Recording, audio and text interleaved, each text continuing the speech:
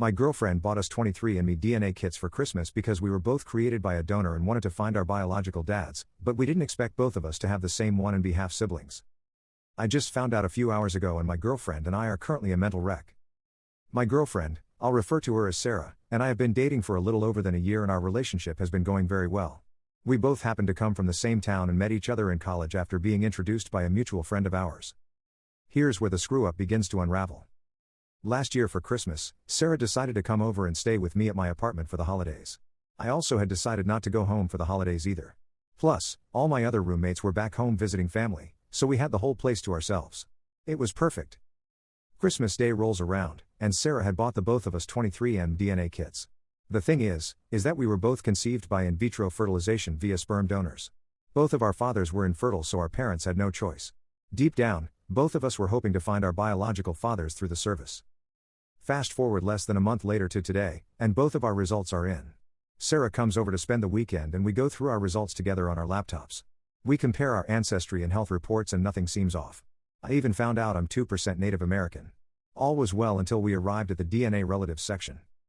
Sarah tightly holds my hand and says I hope we both find our fathers. Then I open mine up. At the top of my screen, I see Sarah's name. 27% DNA shared. Half-sister. Sarah starts hysterically laughing and tells me to stop joking. I don't react to anything she says, and just stare at my screen in disbelief. I then abruptly grab her laptop and open up her DNA relatives section. We see the same thing. My name at the top. 27% DNA shared, half-brother. At this moment my brain just completely short-circuits. I've been having intercourse with my half-sister. Holy fudging heck. WTF. My mind starts going at 100 miles per hour and I began hyperventilating, going into a state of shock. I can't even remember what Sarah was doing at this time. It's pretty self-explanatory by now, but for those of you who don't understand how we could be related, it turns out our moms were probably both fertilized by the same sample. What are the odds, right? The fact that we're from the same town certainly increased the odds, but still. 6 hours later, just typing this entire post makes my body shiver. There are no words I have to express what my mental state is now. To put it in simple words, I feel traumatized.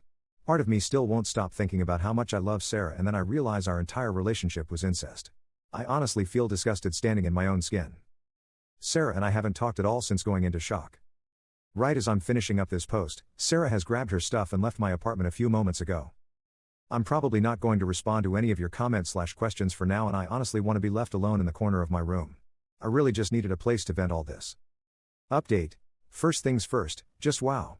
I can't thank you all enough for your support through the kind comments and messages. I wish I could reply to all of them, but there are just too many. After a long dreadful night full of surprises, I woke up the next morning questioning everything.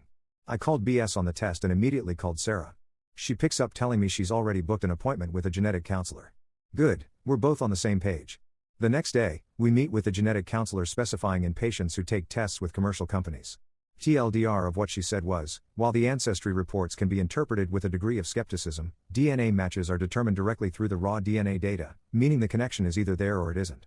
We asked if there was a possibility that we contaminated each other's samples. She said that our samples would have been flagged by the system. Apparently that's easy to spot. Even if our contaminated samples magically made it through the system, we would have been shown to be sharing completely identical segments, while 23andMe showed we only share half identical segments. It was basically confirmed by a specialist at this point, and the same feeling of dread I had the other night began to set in again. My friend called an hour later, telling Sarah and I to upload our raw data to a third-party DNA site online, as extra confirmation. We did just that, and surprise surprise, we're shown as being half-siblings. Sarah and I spent the rest of the day calling both of our parents and explaining everything. We all came to the conclusion of Sarah and I taking a weekend trip back home, to see how this all started. This idea came to me the same night when the whole ordeal began. Ever since that night, Sarah and I, understandably, haven't been the same. I've been trying to mentally cope with my emotions. The logic part of me is telling me incest bad, not right, break up, while emotionally, I still love Sarah.